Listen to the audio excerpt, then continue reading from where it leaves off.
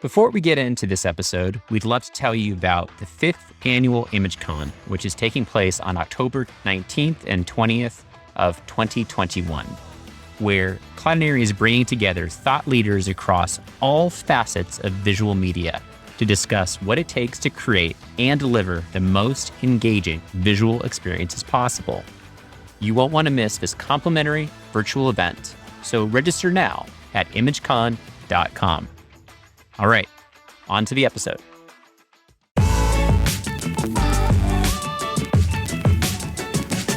Welcome to DevJams. This is where we talk about exciting, innovative, inspiring projects that developers are making every single day, but they're doing it with Cloudinary. And we are so excited to be talking about today's project. With that said, before we get into all the details about it, I have to introduce my consummate co-host, Becky Peltz, who joins me for every episode and these interviews. Becky, it is awesome to have you again. Oh, thanks, Sam. I'm really happy to be here and happy to be able to introduce this because this is one of my favorite episodes of DevJams. I think there's a lot to learn here, and you find out about some free things, which is always fun. I completely agree. This is definitely one where this is one of my favorite episodes too, mostly because I just happen to like the person that's behind the subject matter. I think Oliver, our guest for this episode, he's a really nice person. He's also a true developer. He's been doing this for many years. Just like every amazing Canadian I know, he's as polite as can be.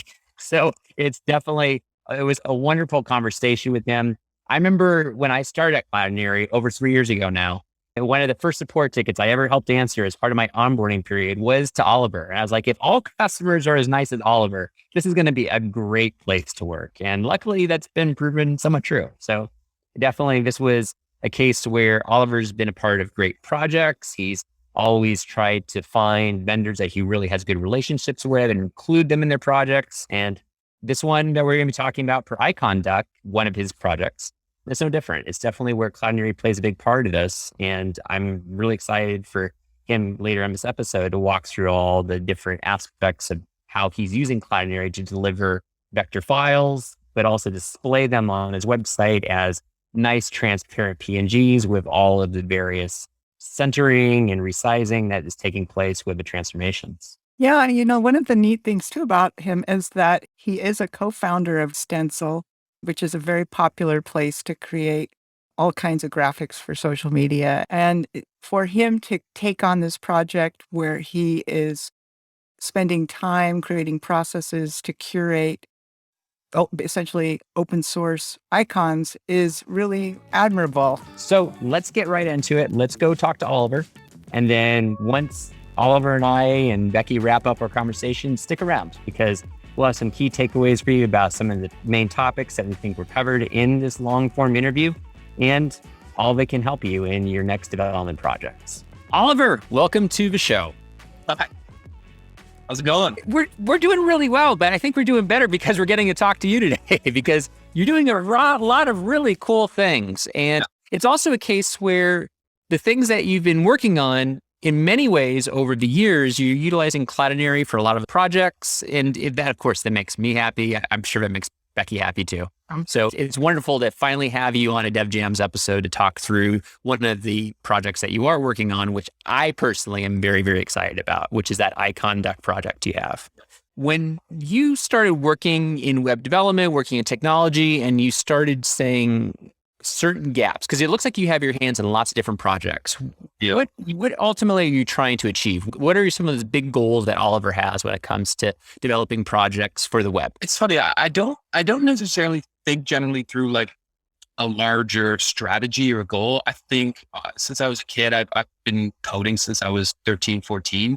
I've always just liked kind of trying out new things. I mean, I think anyone who starts developing at a young age, I think one of the things I was fascinated with was like, oh, I can create something that then exists online that other people from wherever can access. There's like that kind of magic feeling as a kid. And so I think as my career has progressed, I think I just would just kind of keep getting stuck on like, oh, it's cool. I can like provision a server in Oregon that's going to like convert images overnight for me, or I can, like plug into this like Google machine learning API where I can pass it an image and it's going to give me a bunch of tags. I think there's always this element of just kind of wanting to try out different technologies. And yeah, like Iconduck was very much that. I've had experience with Cloudinary for 7-8 years now. So I think there's always this element of like, oh, cool. Like I never thought I could do this thing. Let me see if I can do it. Like embarrassingly, yeah, there's often not that much strategy. There's like obviously things that push me in a certain way. Like Iconduck came about because of a product Stencil that I run. We relied very heavily on icons. So that kind of brought me into that world. But yeah, like I think generally I like to see where my interests go and then kind of tinker around with things and see where things go from there. I think it's also how a lot of developers kind of look at it. They may not have like a broader strategy, but it's like they see this thing, or like, this seems like a cool project to do, or this seems like it fits maybe a personal goal that they have or a personal need that they have, and they hope that others could benefit from it. Yeah, I think for developers, a lot of us get into it because we do like the connectivity and we like getting out on the web, things like that. And images are necessary, but they're not maybe part of your formal computer education. So it's like, how did you address that? Like you've got this giant amount of data involved with images, way more than like your database. And, how did you approach that when you first got into working with images? I mean, I don't want to too quickly off the jump get too complimentary on Cloudinary, but how it had was so Stencil is a graphic design tool, and it allows people to just basically jump in and design graphics without almost any like design experience or downloading any software. And one of the things we ran into really quickly was like, okay, now someone like designs this image and they want to download a cropped version of it, or they want to resize it, or they want to convert it from a JPEG to PNG. And one of the challenges we had was like, my background is engineering and software, but exactly like you said, when you're taught development, like I studied CS and math in university, there's not that much emphasis on images, almost at all. There's maybe algorithms to understand like how the images get compressed and that kind of thing. But where you kind of get left off is like, okay, well, like, how do you resize an image? And then very CS centric approach of like, okay, you download this open source Imagecon software and you compile it, and then you run your binaries through it. And it's a very like engineering heavy centric. Whereas with Cloudinary, it kind of abstracted that away. It's like, okay, here's your object. Tell us what you want from it, which is a PNG version of it or an image that's like trimmed. So at the beginning, it was very daunting. We built our own image transformation servers, scripts, and then we stumbled on Cloudinary years ago. And it was just great because it abstracted all that away, in part because I think as a developer, especially if you're a small team, you've got all these things, or I've got all these things I'm trying to balance. And the last thing I want to do is do like image servers at the same time. So yeah, like I don't want to just harp on Cloudinary entirely. At the beginning, it's tough because you have millions of images. You have all these different business needs for like how they're going to be used. And ideally the challenge is like, how do you abstract that away so you're not spending your time, rebuilding the wheel kind of thing, right? Well, yeah. And if you're in a business and you want to make a profit, there's a high cost to storage, so you have to look at that too. And I mean, to that point, right? If you have a page that loads, it's one thing having the page load and serving up that content. If you would then have 50 different images that are resized and you're running your own image resizing server, you just like multiplied the load by 50 in terms of memory and CPU and bandwidth.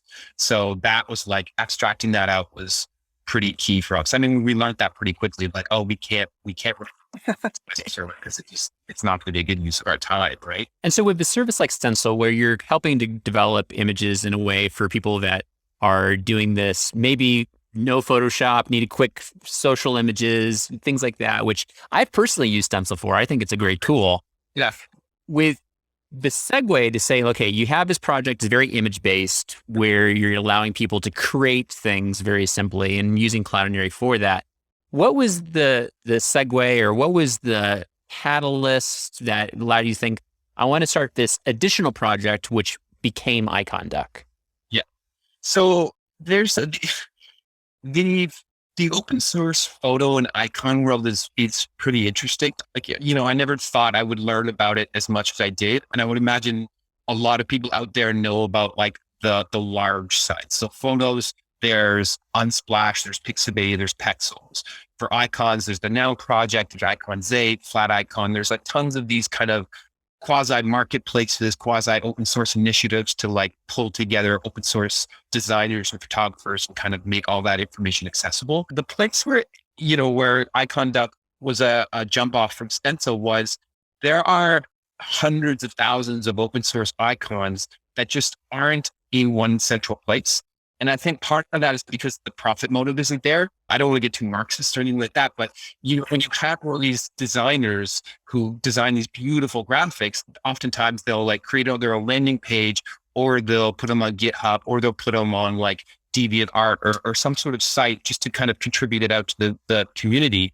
But where it gets weird is a lot of those photo and icon marketplaces naturally aren't going to aggregate those in, because oftentimes there is a bit of a profit motive. They want to be able to procure licenses for these photos or icons and then resell them. And that's totally fine. I got no problem with that. But what it ended up doing is it created a bunch of silos for all of this open source content that just didn't really fit in anywhere. And so with Iconduck, with Stencil, when you're using Stencil, you can search through a bunch of icon providers that we partnered with to find icons to use in your design. But what we noticed was a lot of the ones that are open source out there weren't part of these APIs, weren't part of these marketplaces.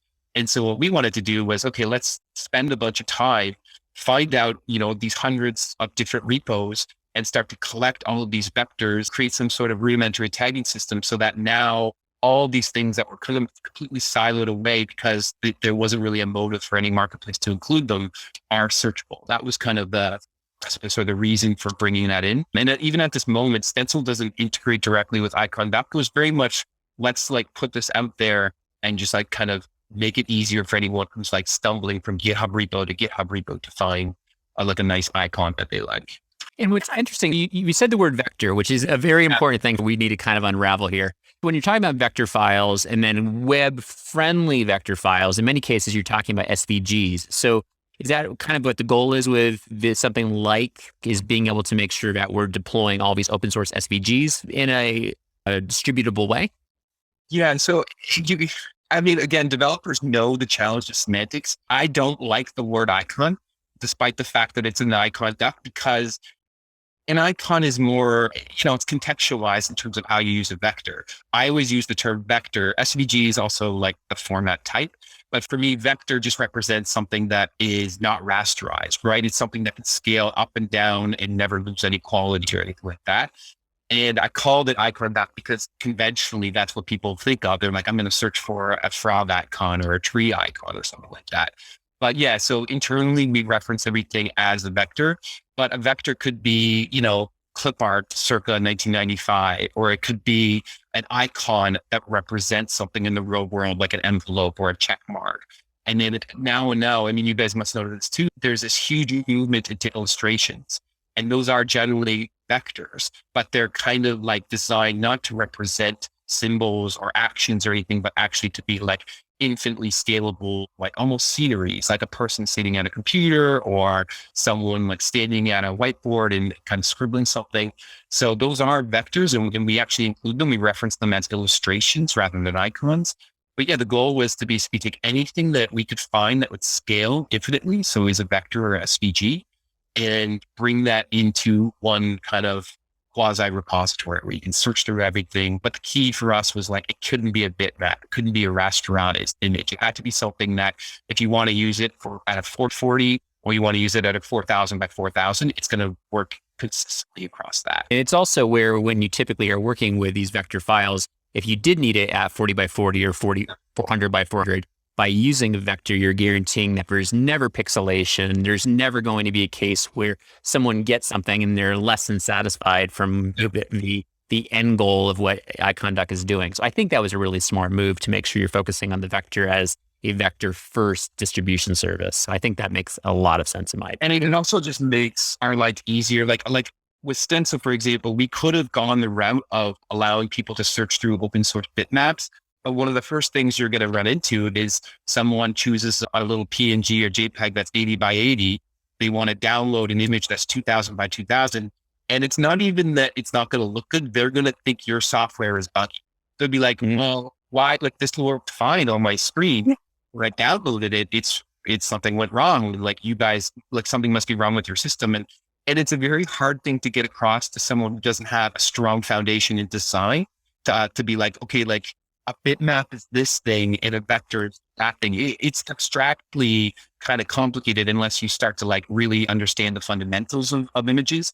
So that like part of the reason for us to ever focus on vectors was partially just to like make it easier for people to like not run into those bugs, right? Yeah, I have to say, when I discovered SVG many years ago, when things were going mobile. I thought, this is awesome. I never have to. I'll just put it on there and it'll just do what I want.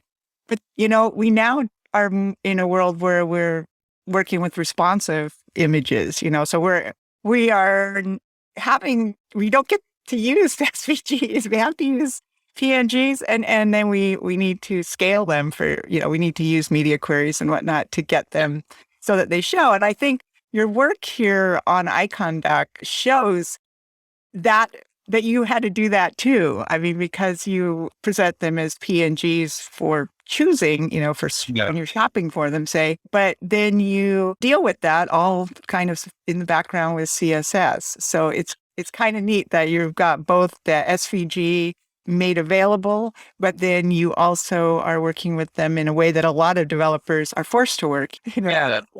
No. I mean, so yeah, like Iconduck, as you introduced, is just kind of, you land on this site and you find a bunch of icons that are grouped into sets. And then conversely, you can just search through all 115,000 and find an icon, right? And when we first started working on it, there was like that question, well, do we serve this as a SVG, as a vector, because that's what they are and they scale infinitely? Or do we convert it into a PNG? And naturally, we're using Cloudinary for the conversion.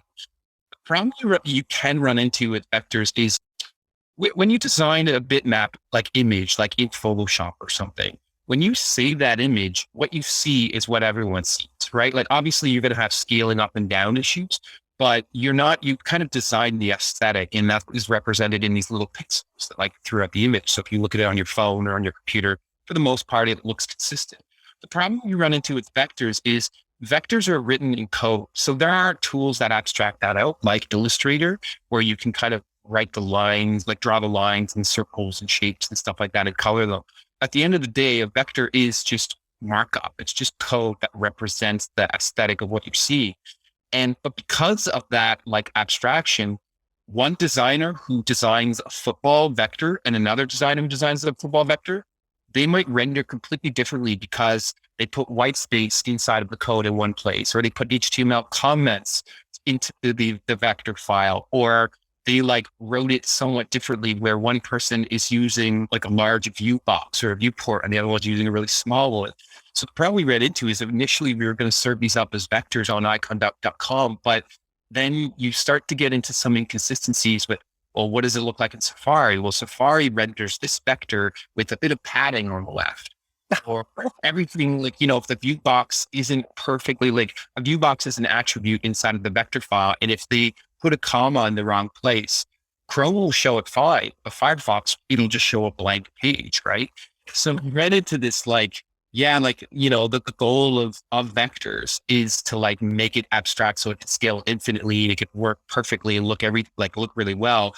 But it's one thing if a designer is looking at it in Illustrator versus actually having it like coexist inside of a browser experience. And then you start to run into those browser consistencies. So we decided to basically use Cloudinary, and you could use any like transformation system, but for us, Cloudinary was the one that we liked the most and we're most familiar with, to transform everything to these PNGs, at least for the representation of it. When you are on Iconduck and you download something, you're always downloading the vector. So you have the source file itself and you can do whatever you want with that.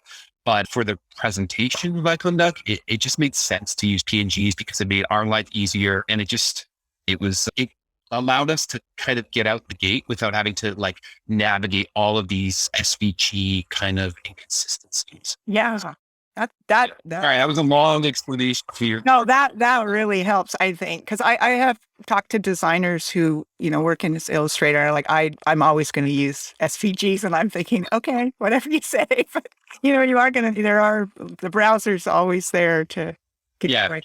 And I mean, if you control the environment, I know some people will use SVGs because they design mockups in Figma or Sketch. And like, that's totally fine because your output doesn't actually need to work in a real world application, right? It's just for the aesthetics and the presentation. But when you actually get to this place of like, okay, I want to actually put this image out there so every single device renders it the same way, you run into issues with vectors. Like it's just the nature of it. I wish that, and I think as time goes on, browsers have been getting better and better at like interpreting, okay, this vector might be missing this attribute, but we kind of know what it's trying to say. But I think for a little while yet, we're going to be dealing with those inconsistencies. So just to throw it out there, I hope this is an easy question. How do you convert a SVG to a PNG in Cloudinary? There, so I can show you my screen. Yeah. It's funny. Like you can start with very simple transformation, which is you've got this file on S3, and then you just want to like put Cloudinary in front of it and say, okay, I want a PNG of this size first. But then these edge cases start to creep in. So like here's Iconduck, right? And what you're looking at is just an icon of a frog face. And this itself, source for this is an SVG file, and it's from this one's actually a Firefox Mozilla open source emoji. And so it's like very simple. You're looking at a rendered PNG of a frog. And so if I actually show you the code that renders that, I'm a PHP developer, LAMP developer. So this is generally what I use. You could also, I think, use the JavaScript SDK to render these URLs, but I can walk you through kind of the process that we have for rendering that URL. And so what you're going to see here is every single vector has a size attribute. And the size in this case might be 500 by 500, 600 by 600. It's not per se the width or height because vectors scale infinitely. So you don't have to be confined by that. So the first thing we do is we have this transformation array, and it basically starts to define all these different transformations. So the first thing we want to do is we want to say, okay, let's take that vector and let's resize it to something that's bigger than what it is. Because it's a vector, we never have to worry about losing quality. So we first say, set the width to be about 20% bigger than what it is, and set the height to be 20% bigger than what it is. The next thing we do is we convert it to a PNG, right? That's kind of the first thing we will do. Go ahead. Sorry. Line 102. So that's where you actually go flip it from SVG Exactly. to PNG. Yeah. So one that's where the conversion happens. But then all the edge cases start to come in, right? And so one edge case might be, yeah, you've blown it up, but you don't want to show any extraneous white space because vector and SVG designers, sometimes they purposely add white space because for them, it's about the contrast and the composition of the vector. In my case, I didn't want any white space because I wanted to just be able to control the bounding box itself. So at that point, what I want to do is you're going to see this trim call here. I basically want to trim all the white space. Before that, what I also need to do is I need to apply this transparent colorizing thing. And this looks very strange, right? Because basically what I'm doing is I'm telling Cloudinary, hey, add black on top of the image, but basically don't show any of it, right? So that's really interesting. It's really weird. I know it's really weird. And then you also see this colorize 0. So 0 basically tells me like what's the strength of the color that I want to apply.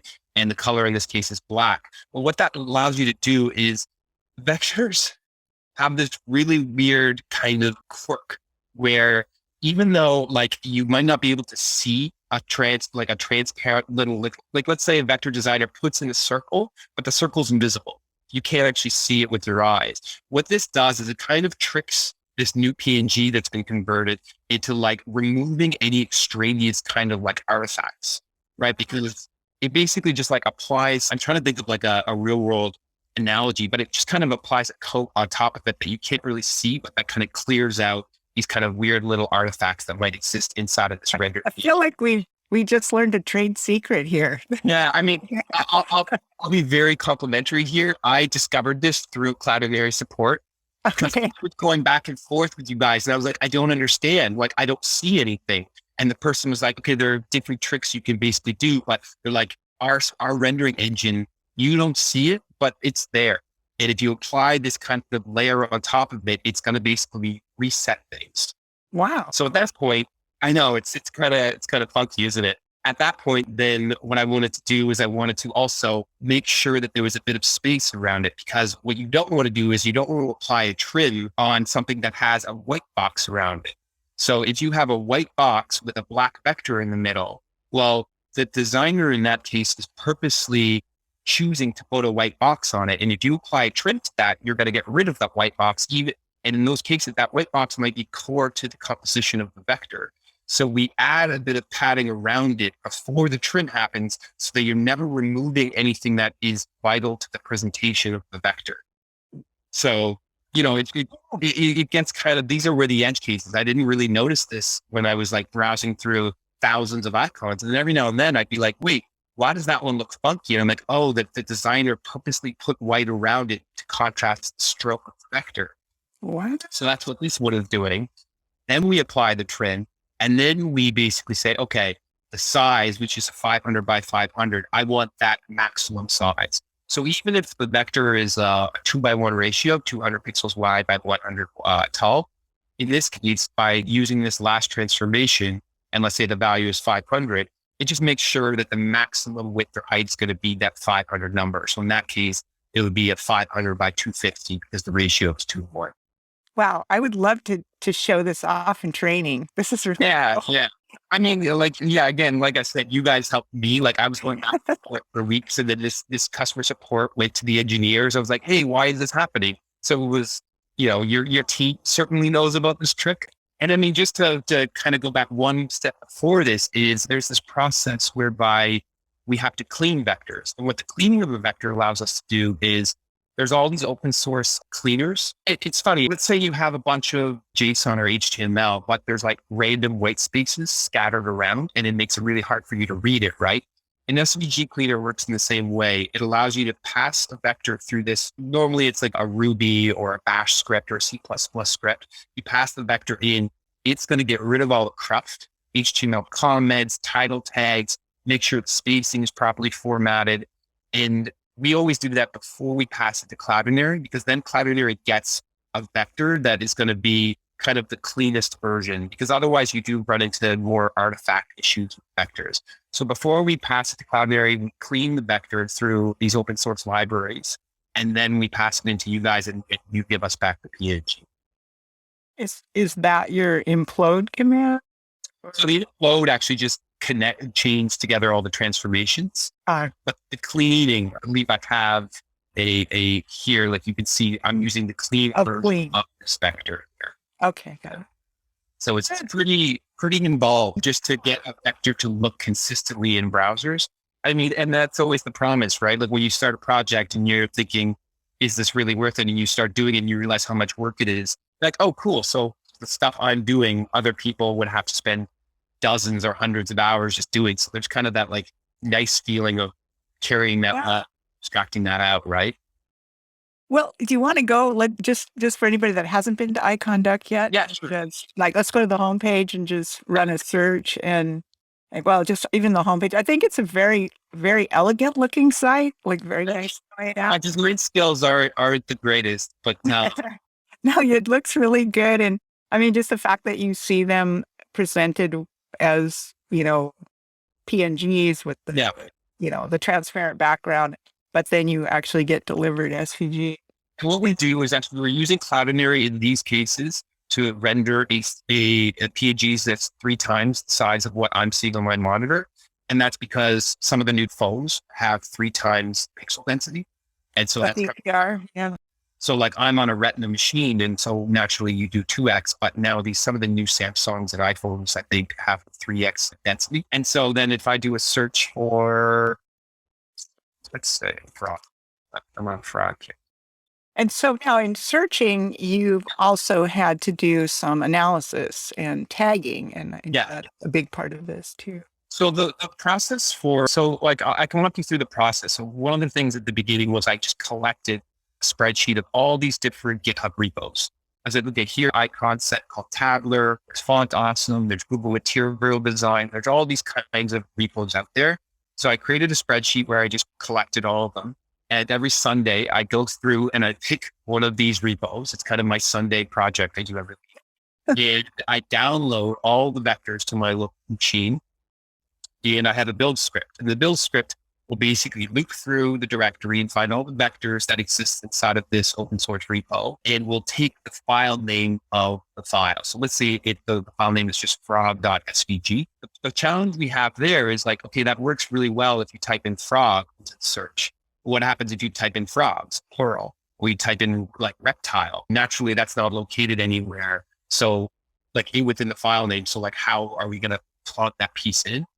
And so I created I'm a big fan of Google spreadsheets because I like abstracting things out of the code base.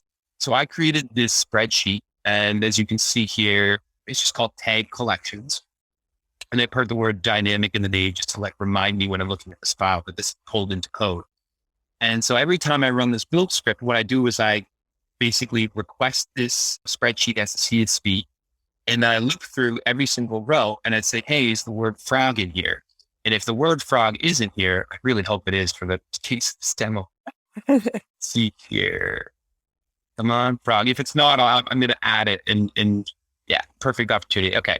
So what I would do in this case, I was like, okay, I know that this open source library has a bunch of animals and like reptiles in it. So what I would do is I'd add the word frog, and I would say, okay, there's this column called live, as in should this tag be represented in the search? So I'd put in 1. And then I have another one called wildcard. And what wildcard does is it allows me to say, hey, what if this word has SFROGT in it, right? Should it be considered, should that catch it? And so for the sake of this, I'll put no. And so then I have all these columns, tag 1, tag 2, tag 3. And I would basically just put in a bunch of swamp, animal, all these little tags.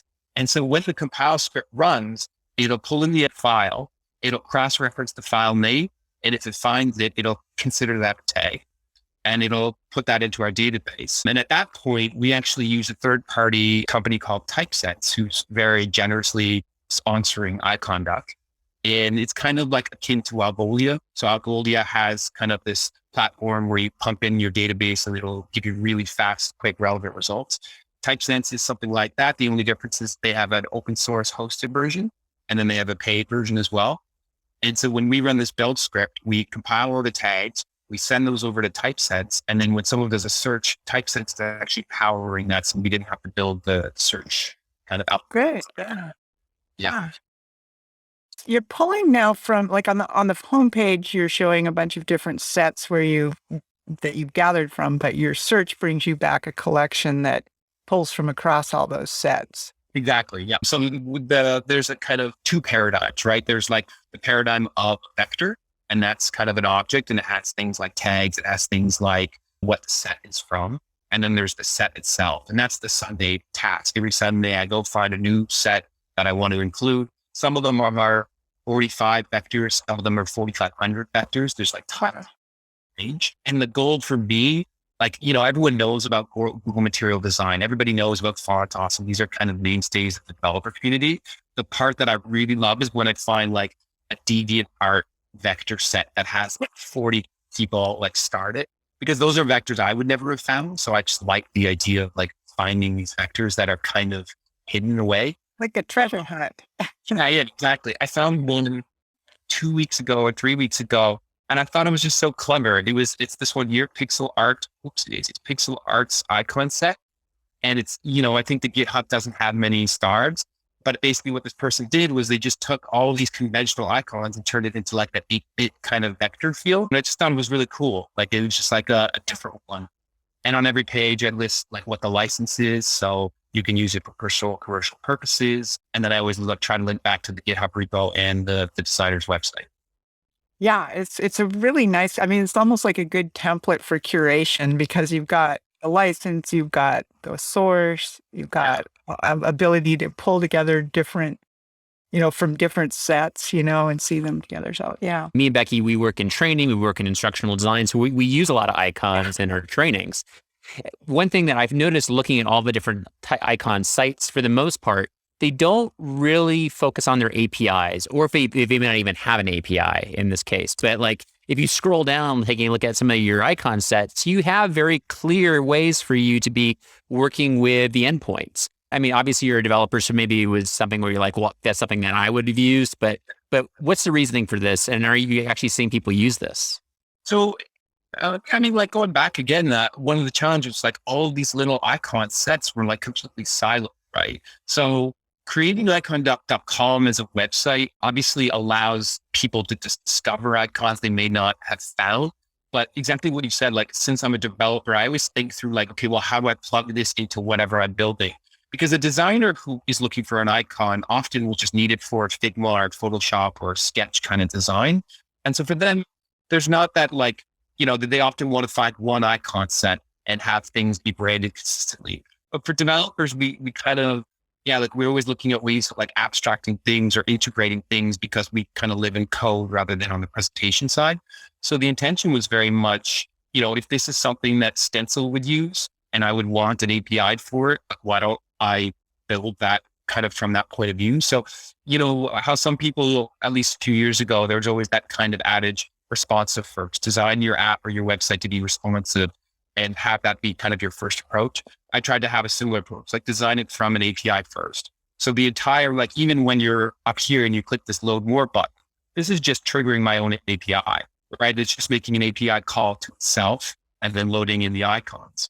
And inside of the API response, there's everything you need to know, who the designer is, what the license is, links to the license, if you want to present this inside of your app and inform your users of how those icons can be used. But yeah, I think it was just very much, if I would want that API and trying to make this like kind of be a long lasting project where developers rely on it, I really wanted to have it be reliable, not just like a website you have to visit, but have it something you can integrate. Yeah. There is one more thing I wanted to show you. So one of the things I found, this is a very like a responsive UI kind of nerdy thing. But one of the challenges I found was when you do a search, and I'm surprised I didn't really discover how people did this before. It's like, let's say you do a search for love and I'm showing by default 10 icons per row, right? But as you make your screen a bit smaller, you're going to see, it becomes 9, it becomes 8, it becomes 7. Very like common sense things to do for responsive UIs. But the problem I ran into was what happens to the end of the row before you've loaded more, right? Because when the page loaded, there were, I believe, let's say an even number, 10 by 10, so 100 icons. But all of a sudden, the number of rows becomes 7. And so now you want to hide these things, but I didn't want to use JavaScript or PHP to start dynamically changing what gets showed and what gets hidden. So I wrote this. This is me kind of really proud of the CSS I wrote. I wrote this really complicated CSS file. And it basically, in CSS, there's this concept of orphans or widows. Very, very morbid. I didn't know that. I know, neither did I before I started doing it. But the idea is what happens if you load, in this case, it's 10 by 10, right? So it's an even 100. But if all of a sudden the number goes down to 9 or goes up to 11, you're going to have these little icons. They're just sitting there waiting for someone to click the load more button so that more come in. And those are called widows or orphans. So I wrote this really complicated CSS file that basically says, whenever there's a widow or orphan based on these different like widths and these different column sizes and column values, show or don't show those widows. And that just allows a user to never kind of see one sitting by itself. And so I put myself in that shoe, right? Like, I'm like, if I see one there and I don't even notice the load more button, my assumption is this is the end, right? Like we have this subconscious feeling of like, if I see a full row, there might be more, but if I see less than a full row, it implies that I'm at the end. So I wrote this gist file that basically goes through all these different kind of breakpoints and says, okay, if this is the 9 column thing, cut out the last 8. If it's a 7 column thing, cut out the last 6 kind of thing. That way, the user is always going to see a really consistent UI, regardless of if they're on their phone, if they're on a tablet, if they're on a smaller monitor, and they're never going to be confused as to whether or not there's more icons that can be clicked. Yeah, that's a really good UX insight there, that if you have more, you should fill out what you have, that you're always going to see that if it's not full, there's probably no more. I couldn't believe that. I like, you just searching, you search Stack Overflow, you search on Google, but there's this old adage of like, if you're on the second page of Google, you probably didn't put in the right search term, right? Like that's how good Google is. Generally, it's really good at inferring and their kind of ranking algorithm. And for the life of me, I couldn't find out how to do this using just pure CSS. There's server side rendering things where you can use the mod operator to cut out things. But when it comes to responsive, I just wanted to just use pure CSS so that there's no like kind of calculation going on. So it was tough. I'm really proud of it. I put it as a gist. So far, I have really comments. Do one day. Okay, that's really cool. And the fact that you're sharing it, that kind of brings me to another point is that what prompted you to get into open source? Because you've been very successful with a business, based on similar ideas and overall concepts. Yeah. I was thinking about this before the call, and I was even like, I was trying to think like, how do I put this into words? And obviously there's the whole, my career, went as it did because of reliance on open source, right? Like running PHP or running Apache or running the Ubuntu server that, runs my business Stencil. Those are all open source initiatives that were like started decades ago. And so there's that aspect of it. But then so there's the giving back point of view. But the other side of it is I also found it's very effective for abstraction, right? So like if I write, let's say I write some sort of PHP library that allows me to send emails. If I have this one project and I deeply couple the email logic into the app that I built, and then, a few months go by or a few years go by, and now I want to recreate that. One of the challenges I had when I was younger in my career was like, okay, I'd have to go and kind of break it away. I'd have to be like, okay, like let's take all these intermingled pieces from project A. And like, it was really tedious to like pull that into project B. So I got really into the habit of open sourcing as many like siloed, abstracted pieces as I could into GitHub repos or open source repos. And I rely really heavily on submodules. And so every project I run, so when I started Iconduck, I basically added 10 to 15 submodules from other projects I built and just compiled them into Iconduck. And all of a sudden I had an ORM for access to the database. I had a caching layer that I could just throw all my data through. For example, this Google spreadsheet tags, right? Like the last thing you want to have would have every single page load be going to Google Sheets and hitting up the API. So you naturally need to put a caching layer in front of it. And I got really frustrated at rebuilding things over and over and over again.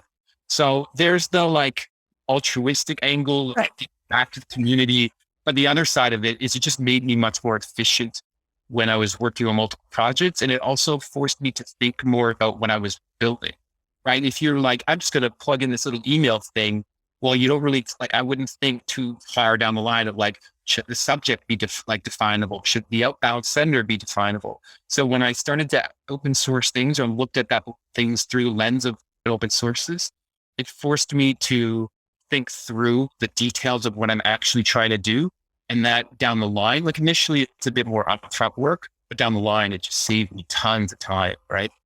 Yeah, that's a really neat way to think of it too, because I think it's kind of how we like think about things too, is like, we get a little idea and then we get another idea. And then if we can sort of like connect them, it'll save us a lot of time. We don't really want to reinvent anything. So there was early in my career, one thing I heard, it was a really great manager of mine I had, and he taught me about the Unix philosophy, and I hadn't really heard it. And he was explaining it to me, like, you'd have the terminal open and he'd be like, okay, CD is just a program, like when you change directories, or RM is a program. And the pipe operator was this thing that chained everything together. Oh, this is a perfect segue for Cloudinary. What it was you could say like LS, which would list the directory contents, and then you put in a pipe. You'd be like, okay, what do you want to do with the output of that? And he taught me about this idea of what the Unix philosophy was, and I really hope I'm getting this right, is all of these really tiny, tiny programs. And you don't want them to be too complicated, because the more complicated they get, the more difficult it becomes to maintain. So if you've designed all these tiny little software pieces and you chain them together, it makes it easier for developers and easier to maintain. And so the submodule and open source approach for me professionally is very akin to that. And with Cloudinary, I swear this wasn't planned. The transformation is exactly that kind of concept, right? Like, it's not like I'm saying in one line, I want you to resize it to this with the PNG, with the color transparency on top, then pad it and then trim it. I'm basically just chaining together these very minute kind of operations. And so as a developer, that makes it easier for me to look at one line and be like, okay, what's happening here? And this one is like obvious format PNG. Like I don't have to understand everything at once. I can just kind of piece it together. When it comes to sequencing, you can count on that thing's going to Yeah. get done, and then this thing's going to happen. And that, for a programmer, that is very reassuring, Yeah, it's hard to hold tons of different things in your head, but if it is sequenced or operationalized or transformation based, yeah, you can kind of let go of holding a really abstract concept and just looking at it like line by line by line, right? Yep. It's Yeah. Now, Oliver, one thing that I think that you did was really cool, and I think it's something where if I was a developer and I was building a project like this that is open source, we ultimately want to get some details on, like, hey, I have this MVP, or I have this concept, or I have this idea. What do you guys think about it? I saw that you went over to Reddit. I saw that you went to Hacker News. You dropped all this in there to just get feedback from the community. It is something that I feel like probably more developers should do, is find ways to share and get input quickly as you're coming up with the concept and having it where they can physically touch it. Yeah, so the concept with Iconduck, it had been in my head for a long time, just because I know that icon world so well, and I just kind of saw this bit of a gap. And I'd say it was probably sometime in mid-November of 2020 when I started to like tinker with things. And I finally scrounged around enough time by mid-January, early January to like get an MVP out. And at that point, even now, Iconduck is a very simple premise. There's a homepage, there's a set page, and there's an icon page, and the icon page lets you download it. So as an MVP, it's still relatively slim. And what I realized, I just didn't want to go too far down that rabbit hole if there wasn't more demand. So I wrote a piece for the subreddit open source where I basically just put this project out there and I wanted feedback, and it did pretty well. And I'm pretty active with comments.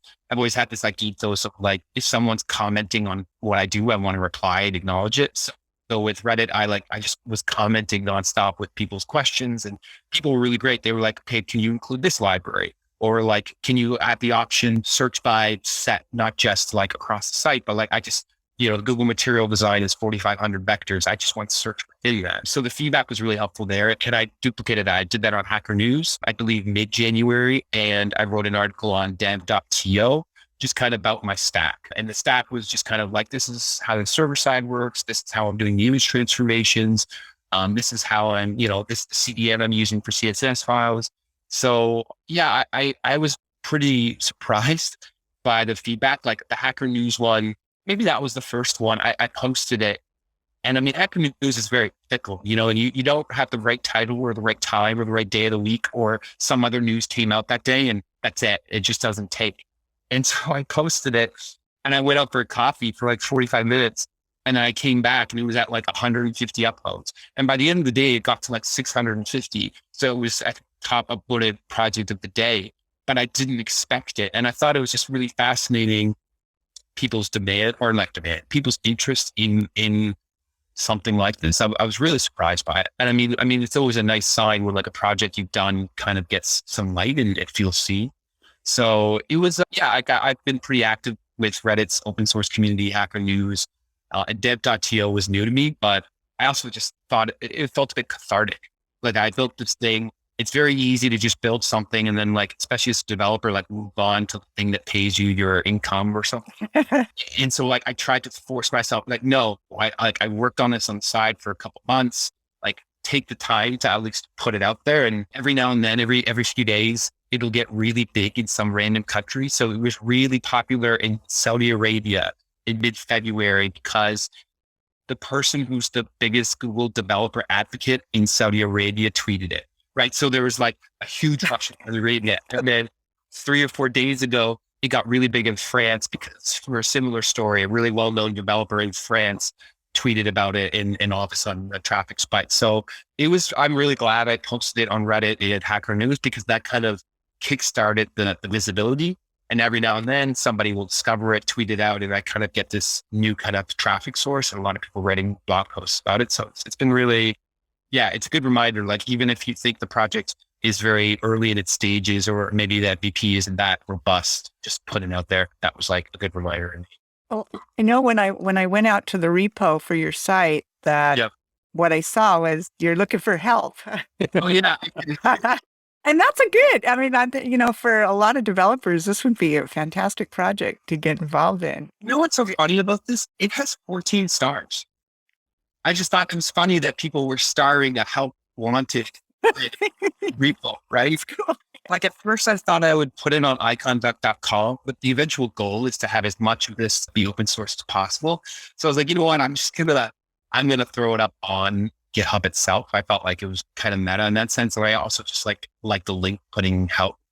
But yeah, I mean, the goal, with Iconduck was just to kind of fill that need that I saw. But one of the challenges I had was like, okay, like I obviously only have so many hours in the day and I have a full-time job and business that I run.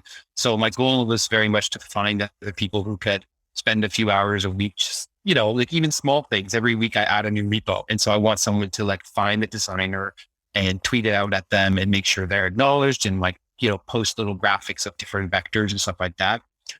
And then I spoke with a developer who was interested in designing like a native app. And so because they have the API, he's kind of like gone away and he's like working on building a native app that would be downloaded using Electron, which I think is Cool. That's cool. Yeah, exactly. Yeah. So it was like the API really helped me out there because I'm like, oh, great. I don't have to hold your hand. I just have to generate a key for you and you can go off and you can design whatever UI you want. You can kind of pull this in. And then I even have this thing called the researchers. And one of the things I found is as time goes on, there's 135 different, 140 different icon sets. It's getting hard to find the more obscure ones, right? It's easy to like, what I would do is I would go to GitHub search, choose the license and then do a search for icon. And you're always going to get the ones that have 10,000 stars, 4,000 stars. I want to find the ones that have like 5 stars. Right? The ones that kind of have been abandoned, they have a generous license, but those are the ones that I want on Iconduck the most because they're the ones I'm not going to find and developers are going to find because they're not as visible. So I actually have this researcher call out here. Where I was like, I just want you to search the internet for open source repos that are have almost no visibility so that over time it'll become the place. Because one crazy case, I found one set in November. It's not online anymore. It was on a personal site. They had a CC0 license, which means you can do whatever you want with it. And the site went down and it hasn't been up since. And I was really happy. I downloaded the icons and put them on back before that happened, right? Because there's that archive.org-esque feeling of as time goes on, these repos are going to become abandoned and people are going to move on with their careers. So I really want Iconduck to just be this repo of open source stuff that as time goes on will just be around, right? Yeah, I almost think that even maybe a designer starting out who had created some icons might want to be able to just share them with you directly. Yeah. I mean, there was a tweet maybe a month ago, and it was a good sign. It was they tweeted at me to include. It was the pixel art person. Oh, okay. At me, can you include my icons? And his, like I said, his repo had very little, so I wouldn't have discovered those. So it was a cool flip where it was now someone who wanted a bit more visibility and wanted to have their icons represented elsewhere was reaching out. That was a nice yeah. I'm kind of looking at icons like topography, they're becoming a way of communicating. And I think we talked about this a little, culturally, globally, they can express things that we all understand a lot quicker, maybe. It was about a week ago, Google came out. So Google has their fonts.google.com, which is a repo of all the open source fonts you can use, right? And they came out with I believe it's under the fonts brand, but it allows you to search through all of their material design icons. And there was an interesting discussion on Hacker News about accessibility issues when it comes to icons, right? So for a long time, there was a push to make experiences more accessible. And one of the conventional ways to do that is to use copy, to use text so that people who are using screen readers will actually read out what the thing is, right?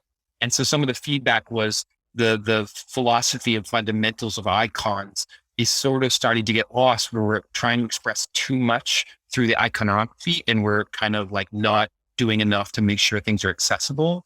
So there's always that balance of, you don't want to over communicate the word log it out or create over and over and over again when you could just show an icon that represents that action. But then how do you bridge the whole accessibility thing? And so there are people who like try really hard to like use iconography as progressive enhancement for people who aren't using accessibility devices so that you get both. I think that's definitely. That's a good. I've seen it and I've heard people echo because otherwise you go too far and everything is represented in visuals. And then somebody who doesn't have great vision or has vision impairment issues can't use this interface, right? Like, because that's one of the challenges that you have with vectors is you can, if you do the alt, you do the title approach, depending on what the screen reader is, it's going to be different. But most screen readers are obviously at this point just know enough to represent an alt, right? Yeah. Yeah. Good point. Yeah. I hadn't even thought of that until I was reading the discussion. I was like, oh, right, that there are the accessibility issues. So it was, Hacker News can have some pretty good, insightful conversations sometimes. It's nice. That's good. So you've done a lot. You understand a lot of different things when it comes to working with icons, it comes to developing this project, working with open source. If you're talking to a developer and we're saying, hey, I want to start working on a way to develop this next open source project, or this maybe start working with icons, there's a lot that you can ultimately probably focus on. But what are some of like the main learnings from this project that you would say are like things that are probably applicable for our overall developer audience? Yeah, I mean, I always think it's a good sign. It's going to sound kind of cliche, but it's like a good sign when I look back and I wouldn't have done it because it was too much work. And I was surprised at how much work Iconduck was because of like all those things I mentioned, SVG cleaning, artifacts not rendering properly, Safari rendering a vector different than Chrome or Firefox. So like I purposely like limited myself. I was like, okay, I'm not going to let people download a PNG. I'm not going to let them define the size of the downloaded file because I needed to set some limitations and restrictions on myself. Becky and I actually talked about this at one point where I would say like people that think, myself included, earlier in my career would get hung up on what stack are they going to use? Are they going to use this like new approach to rendering pages dynamically, or are they going to, put it all in CDN? So, I mean, advice wise, this is very much talking to myself, use what you know. Like I already had an EC2 server up and running for some other projects. I already had Elasticache and a load balancer, and I already know how to use Cloudflare for caching. So for me, I always just try to like focus on what is the proposition or prospect of like what I'm building, right? The value prop, and then put aside anything that's going to get in a way for me to test it. Right. So like, I don't want to focus on some new technology. I don't want to have to spin up servers and provision them. I just want to kind of like get out the door. So again, for me, just like figure out what my value is that I want to test the hypothesis on. And then the rest of the stuff is just implementation details. Use whatever you're most comfortable with. Like I remember when Node first came out, I was working at an agency back in 2011. And I remember there was like a development agency. I remember there was a big push to use this new technology by the client. And it was early. I mean, that was early. That was real early. Yeah. It was like 0.6 version, something like that. Right. And like what happens is like, something that would have taken me 2 weeks and it had taken 2 months because you're rebuilding everything from scratch. They don't know at that point had a lot of trouble with render or interpreting cookies across different subdomains. I just remember it was fine. It was an interesting learning experience. I learned Node pretty well at the time, but any project, like it's one thing if you're getting paid to learn that kind of technology. It's another thing if it's your time and your side project and your like interest. I would say just do whatever is going to let you kind of get out the door so that you can at least test it. Because otherwise you can lose weeks and months just on like putting together all these pieces because it's a new technology. Yeah. Like it's just whatever's going to help you get out the door as fast as possible to actually get feedback from people, because developers, like it's a weird thing. We live in our head because we can control all of the kind of pieces of the puzzle. So you're like, oh, I could do this or I could do that. But at the end of the day, if no one finds what you're building useful or interesting, it can hurt. It can be like, I spent 2 months and I built this thing and nobody cares. But like, if you just done 3 weeks instead and gotten feedback, you could have spent the remaining 6 weeks or whatever it is, 7 weeks to like build the usable version of that. So that's very much talking to myself. Yeah. No, but it's good advice. I think the thing that I heard right away, where I was like, yep, I get it. It makes perfect sense, is when you said value proposition, right. Is that we have had developers on the show where we're saying, their value proposition was to learn this new technology. So they recreated their entire blog, or they developed a portfolio that allowed them to learn the technology. But in your case, it wasn't to learn the new stack. It was to get people to use this open source project. So it's like, yeah, you should fall back on your knowledge base. And as me and Becky say to each other sometimes, double down on your strengths. This is something that you are good at. So continue to build with what you know. So I think it all comes down to what's your goal? What's the value proposition? So I think it's amazing advice. I think it's something where you're right that sometimes developers do get stuck more on the technical details of the stack rather than saying, but what am I building this for? And I like that. I like that a lot. I mean, that's a great point. I probably, I wanted to really learn a bit more about machine learning. And so with Stencil, we played with this idea of using Google's APIs and the different thresholds. And to be honest, we probably didn't need to, but I had that interest. So I coupled that in to what we were building and kind of did a bit of calculations. And okay, it's going to add maybe 3 or 4 days of dev, but I also wanted to understand it a bit more directly rather than abstractly. And so, yeah, that's a great point. Like in that case, it wasn't just the feature we were building. It was like, I wanted to progress my career and have better understanding. So in that case, it did meet the value prop. Yeah, value prop always has this commercial, economic, right? Capitalist. that is the value, right? Yeah. Yeah. Great point. I just had one other thing. Oh, so the other thing that I found is going back on like double down on your strengths. This kind of comes back to the beginning of the conversation of our challenge with Stencil was building up image rendering servers, which we didn't want to do. And so one of the things I've gotten really good at in my career is not doing things over and over again. So I have an EC2 server. It's always sitting there on AWS. I'm going to use that for projects and I'm not going to get too hung up on things. Cloudinary is another example. So my partner Adam and I were working on a new app right now, and it's a very heavily email-based app. So like we send emails to users. And one of the things we wanted to do was let people just like customize aspects of this email. So we have vector images in there and they can choose the color of these vectors and stuff. But naturally, emails is antiquated as it gets these days. And so we have to render a PNG with like these kind of different colors. So Cloudinary is going to power the icons in these emails so that the people can choose what colors they are, what size they are. And so for me, a big learning, especially even in the last few years, is like, whenever I'm comfortable with the technology and I know it inside out, just put a check mark next to it. So Cloudinary, I know is going to be the thing I use for image transformation. EC2 and AWS, like sure, maybe Google or Azure are cheaper or have like cool new technologies, but like I'm comfortable with this thing and I'm going to be able to just kind of check mark that away. Unless it's that example you gave me, which is I want to learn something. But for the most part, I try to like bucket things and say, image processing, I know what I'm going to do. For search, I'm going to use TypeSense going forward. For email, I use Postmark app because I've been using them since 2012, right? I just kind of like put those pieces in and say that part is solved. I think that is the cloud thinking way too. The idea that things are built by experts, customized, optimized, and you can just take advantage of them, and then you can really focus on your idea and just plug these things together. Yeah. And the biggest one that I always try to remember is like, I love products and companies and services that have been around for like at least 5 years, because then there's this comfort I always have of like, whenever problem I run into, they'd probably seen, right? Like I ran into a problem with Postmark for sending some emails through this app. And I replied and they're like, oh yeah, we have a help document that walks you through every single like piece of what's going on.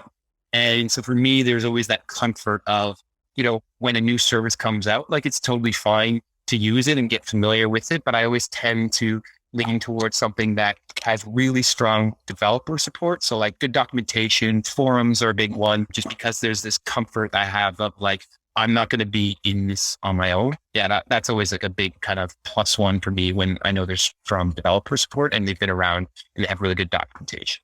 Yeah, I agree with that. It's interesting because like, even in cases where when me and Becky are looking at like training software or looking at even just, people like complementary services that are in our spaces, the ones that have had a little bit of time to be in the trenches, learn what their customers' needs are, they typically do things right and their documentation is that much better for it. So, I mean, if you think about like the companies with the best documentation out there, I mean, Cloudinary aside, but like something like Stripe as an example, Yeah. they have amazing documentation, but it took years to be able to get where they are. So I agree with what you're saying is it has to be seasoned a little bit to be able to be adoptable into your cloud stack or list of things that you typically are looking at. I agree with that. It's just a funny thing. Now I'm going through because we're building this new product and it's an API. And so like I now have the challenge of communicating that documentation. And I watched this amazing video about a man, I believe he ran Python conferences around the world. And he basically was talking about the foundations of documentation and how the different pieces, there's tutorials and those are different than walkthroughs, and that's different from API references, and that's different from this. And it's a thing you take for granted when you read something and it's just very clear. It's a reminder of like, oh, right, that there's a process, there's a methodology to writing really clear documentation. And it doesn't just happen accidentally. It's like Stripe or Twilio or Segment or whoever, or like Cloudinary, any company that has good documentation. It's hard, right? Like until you start writing documentation, because in your head, everything's very obvious, but then you have to put yourself in that empathetic position of people of different like experiences, different personas, different like languages, and how you communicate things clearly and not use overly complicated language. It's tough. Yeah, it's really hard. I'll add to that. I agreed on documentation and support and forums. I look for places that offer open source because I figure, if they're out there building something and sharing it with the rest of the world for free, that they're pretty confident of what they're doing and they're getting a lot of feedback and things like that. I mean, and there's also, TypeSense, which is what we use for search. I love that they have that model. They have the open source thing, and then they have the paid one. And sometimes my cynical comes in and I'm like, oh, like, I wonder if that's just Avenue. And then I would jump in there and I'd be like, oh man, they're active. Like someone will post an issue, like the founder or the CTO will respond within like an hour. Then was very similar, right? It's like, oh, wow. Like when you actually have this open source, but I think there's a symbiotic relationship, because when you develop really good open source, not only does it help your brand, it also makes your product much better.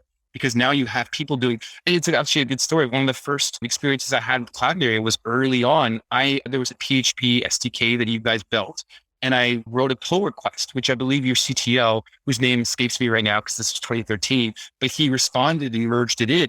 And I was like, one, it felt cool, right? To be seen by a company that you're very familiar with.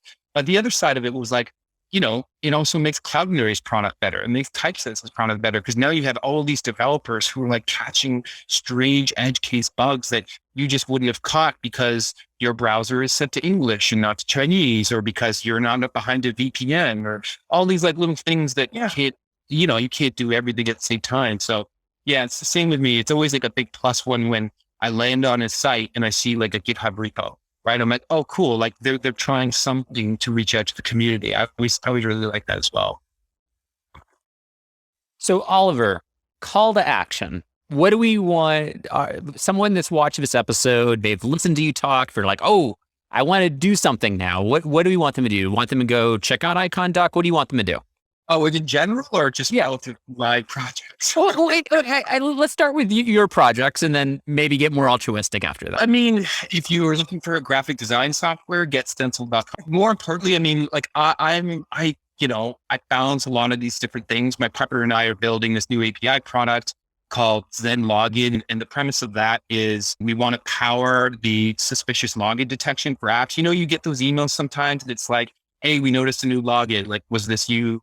Kind of, if not, contact support. So we built an API to deliver those emails and show Google Maps and kind of give as much context on location data based on when those events happen. And that's the Cloudinary piece of like Cloudinary is powering a bunch of images in there. So we were building this sort of product. What I want most is if people want to help with the build process for icons, if they want to help with the marketing, if they want to help with like the research for different repos, if they want to kind of get involved at all in Iconduck, it's pretty, Wild West, like anything that anyone can provide in terms of energy, time, building up apps.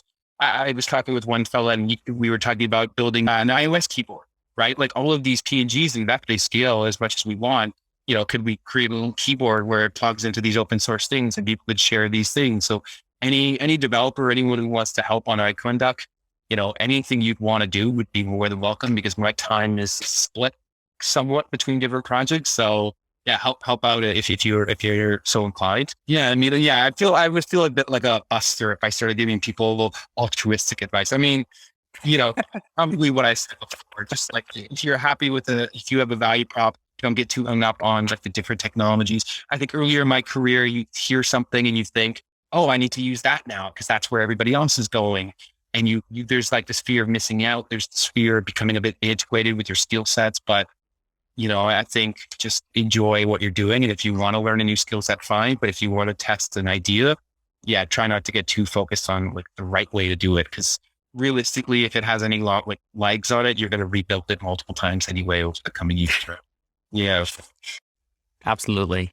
And then when it comes to social media, is there any places where you're particularly active anywhere where if someone just wanted to keep up with what Oliver's doing and the projects that you've mentioned, is there any particular place you feel like is the best place to follow you at?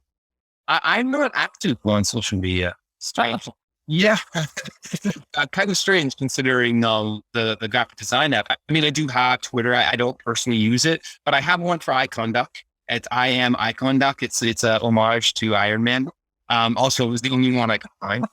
And so there, I regularly just kind of like, every week when I have a new set, I tweet that out. I call out the designers, developers, and engage a little bit in the icon scene, which is really fascinating. Like the whole visual kind of scene. There's a lot of people who focus on like really niche things, which I think is cool. So I am Iconduck. It's also GitHub is just Iconduck. That's where the help document is. And over time, I want to add more and more repos for all these different integrations. Yep. That's about it. Amazing. Yeah. Oliver, it's been a pleasure. Absolutely. And as you're working on, Zen Login and you're working on some of those other projects, of course, we are hopefully going to have you back to talk more and more about those, because as you're showing, there's lots of different ways for people to be thinking about images. And there's lots of different use cases for images between what you're doing with Stencil, what you're doing with Iconduck, what you're doing with your other projects. So hopefully this is not the last time we get to talk. Yeah, I don't think it will be. And I'll definitely reach out when I get to showcase some of the Cloudinary icons and all these emails getting sent out. I love it. It's amazing. Yeah, it's really good to talk to you. You too. So we talked a lot with Oliver, and Oliver had quite a bit to say, not just about Iconduck, but of course other projects that he's been involved with. And it's what I like about Oliver is it seems like he never sleeps, frankly. I mean, being able to go between Stencil to Iconduck to this new project he's working on called Zen Login. He's always developing new, interesting things, which is kind of the whole point of this program is we highlight the innovative, the interesting, the things that really are exciting. And of course, using Cloudinary in some way. So we have a tie to it. But Oliver is exemplifying that. He's a developer that really loves developing and building new, building fresh. So it's where I'm very glad that we got to have this conversation with him. I think of him also as a craftsman. I mean, the way that he describes the work that he's done, especially where he showed the gist of code, where he was able to have everything line up evenly at the bottom of a grid in a load more scenario. And then sharing with all of us the CSS that enables you to do that. So if you like that, you can take a look at that. And I also like the way he takes time out to explain to everybody the difference between raster and vector files, because many people may not know. If you don't work with SVG, then that wouldn't be something that you would know. And he does take that time to do it. Yeah, truly. I mean, I feel like the only people that I've ever met that know what a raster versus a vector file are, they're really people that are in the graphic design side of things. And typically those that are having used programs like Adobe Illustrator, because Adobe Illustrator with AI files and EPS files, those are commonly vector files.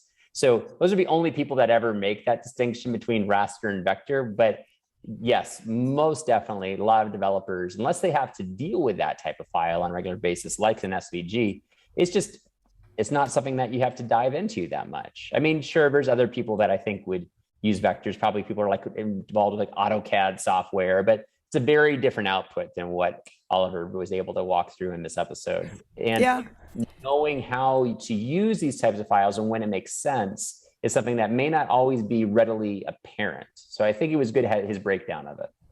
Well, it's interesting though with icons because they are becoming more of a communication tool, especially for global applications. Like, we all know what that diamond pointing this way on a video means, play.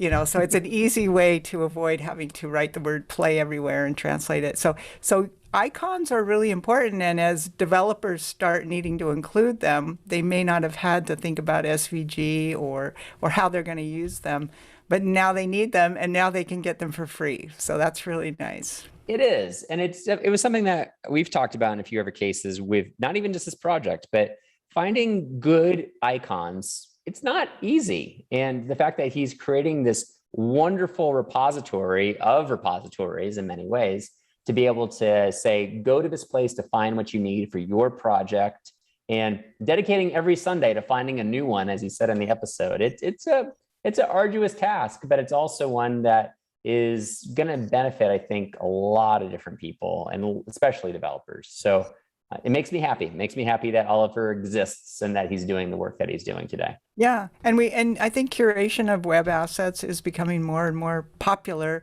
and he shares his process. So it's really nice if someone is interested in doing that and looking at how it might be done. One thing that did stand out to me, I know that you had some thoughts about this too, but how when he was talking about being able to manage the metadata and the tags for various assets, when he showed like the picture of the frog and he was like, I'm going to go and add frog here and add swamp as a tag and all those different things that he added, but he was doing it all via spreadsheet. And I think that was an interesting mechanism for the development work.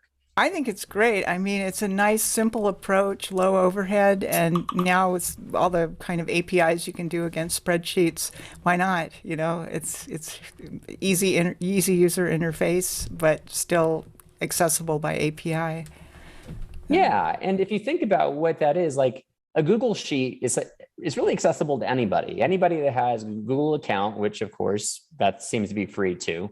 You can build this. So to be able to build these types of mechanisms, it doesn't take a lot of overhead. It's not like you're having to buy some expensive software or learn this new thing. Most people have touched a spreadsheet once or twice in their life. So I think a lot of the things that he was doing, they were smart, but they also were very, like, it's not just smart, it was where it helped to fit the budget and the scope of the program.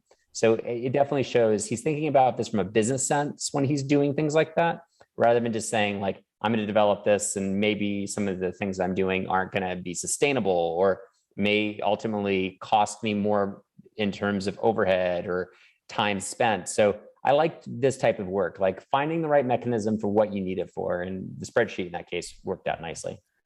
Yeah, that's a really good point, that the resources required don't go over the budget of what you're delivering. So it's really smart. Yeah, especially with an open source project like this, right? Yeah. Where like you're not doing it to make money.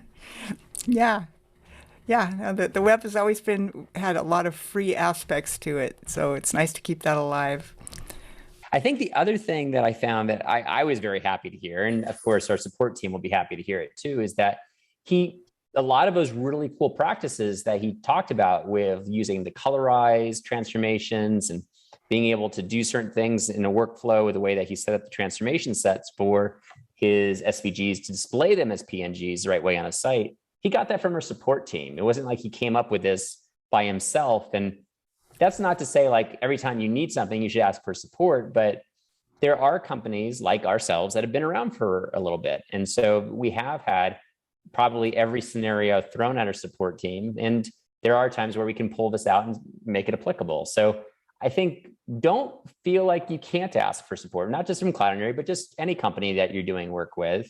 And it might be where you find the answer quicker and faster. And yes, you might have to talk to somebody, but ultimately you might get what you want out of it, comparing to have to spend hours buried in documentation or reading forum posts on Stack Overflow. It might just give you the right answer right away. Yeah, definitely. And it doesn't matter what level of development you're working in. Oliver is a person who has his own company and he's, a skilled engineer. He asks for support, so it's out there. You should just take advantage of it. And I think the last thing that I loved about what he did was just the fact that it was very focused on Yes, the final output for a lot of this content is the SVG for what you download. But to say like, I can't display them as SVGs this way, or it doesn't make sense, he didn't see that as a restriction. He knew he could be able to change the formats and make it so that way for the web output, he was going to do this as a PNG, or in that case, he could have even chose a different file format. But don't feel restricted to say like, if something is one format and you're having to work with it, be ready to say that's not a deal breaker. I can change it to a different format or do something else with that, and then be able to expand on the project. So file format should never be the end or a reason to stop. It should always be just a chance for you to question why and pivot. Yeah, well, it's nice because, if it's easier to lay out with PNGs, then that's what you should use if that's going to make a better layout. And the nice thing about Cloudinary is your original asset might be an SVG, but you can use PNG with a simple transformation. So, you don't have to be restricted. It's one of those things where we could go on and on about this episode, because I think there's just so many nice things that Oliver's doing. I think the projects that he has done, Stencil is a fabulous product. I would say Iconduck, there's so much to enjoy from that. And it's quickly growing. There's lots of people paying attention to it. We're very lucky to have been talking to him and just really in the inception stages of this, because I think it's a project that will continue to grow, because he's the type of person that will put the effort towards it that needs for it to grow. It just won't be like this thing that everybody liked him and dies on the vine. We'll see this come to fruition for years to come, for sure. Yeah, well, he kind of got the idea from Noun Project, which still requires you to give credit for every icon you use, even though it's free. But he's, scoured the web and found icons that you don't have to give credit for, and they are free. So that's cheers, that's a good thing. Now that you've watched this episode, you got some takeaways from me and Becky.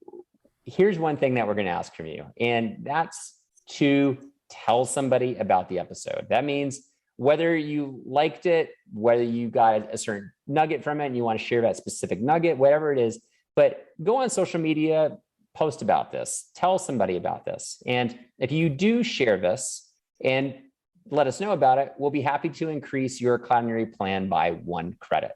That's going to ultimately help with your plans to give you a little bit more room for storage or bandwidth or transformations, and make that next project that you're working on with your Cloudinary account that much easier to use, just for spreading the word that these podcasts exist and we're putting out quality content from quality developers.